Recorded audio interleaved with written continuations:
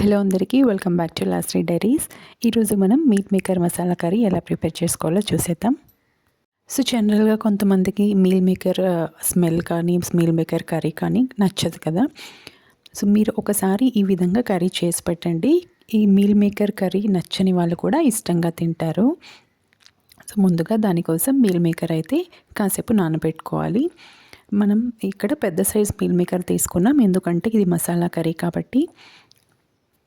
So దాంట్లో కొద్దిగా salt వేసుకొని నానబెట్టుకోవాలి. ఇప్పుడు మనం మసాలా ప్రిపేర్ చేసుకోవాలి కదా. సో ఆ మసాలా కోసం అయితే ముందుగా ఒక ప్యాన్ తీసుకొని ఒక 3 స్పూన్స్ వరకు ధనియాలు ఫ్రై చేసుకోవాలి.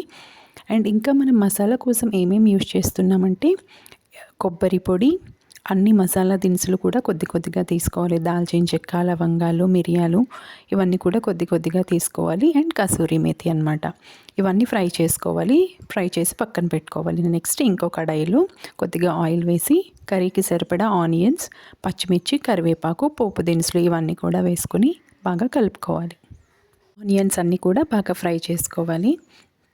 నెక్స్ట్ ఇందులోనే మనం టొమాటోస్ వేసుకుందాం. ఆనియన్స్ ఫ్రై అయిపోయాయి కదా.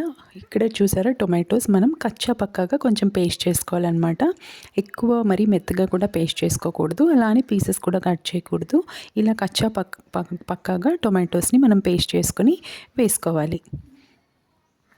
ఇప్పుడు ఈ టొమాటోస్ని మగ్గనివ్వండి. కాసేపు మగ్గనిచ్చాక ఇందులోనే అల్లం వెల్లుల్లి పేస్ట్ యాడ్ చేసుకోవాలి. నెక్స్ట్ ఇందులో మనం తగినంత ఉప్పు, కర్రీకి సరిపడా ఉప్పు వేసుకోవాలి. నెక్స్ట్ ఇందులోనే తగినంత కారం వేసుకున్న తర్వాత ఒకసారి మొత్తం కూడా మిక్స్ అయ్యేటట్టు బాగా కలిపేసుకోవాలి.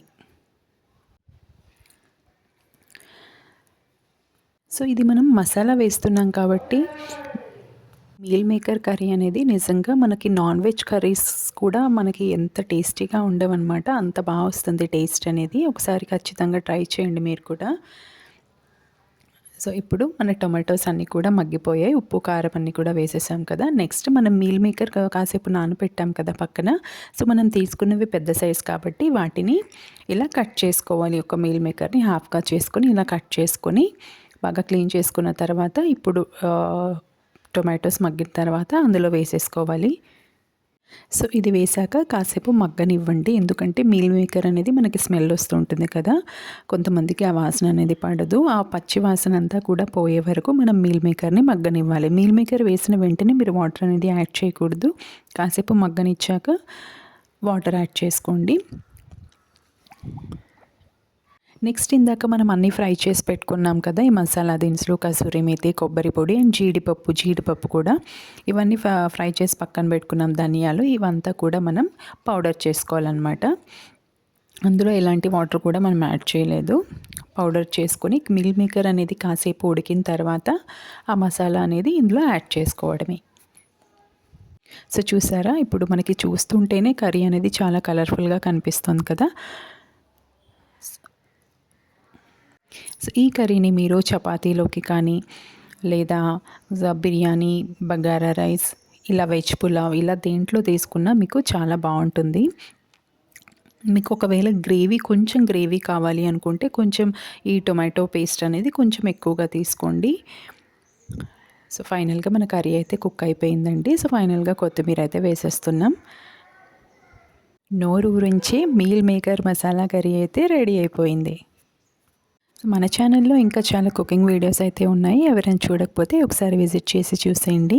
అండ్ వీడియో నచ్చితే ఖచ్చితంగా లైక్ చేయండి. సో ఇలా దగ్గరికి చేసుకోవాలన్నమాట. ఒకవేళ మీరు మీకు కొంచెం గ్రేవీ కావాలి అనుకుంటే కొంచెం వాటర్ ఉన్నప్పుడే మీరు స్టవ్ ఆఫ్ చేసేసుకోవచ్చు. మన ఛానల్ని ఫస్ట్ టైం చూసే వాళ్ళు ఎవరైనా ఉంటే please to subscribe our channel. Thanks for watching the video.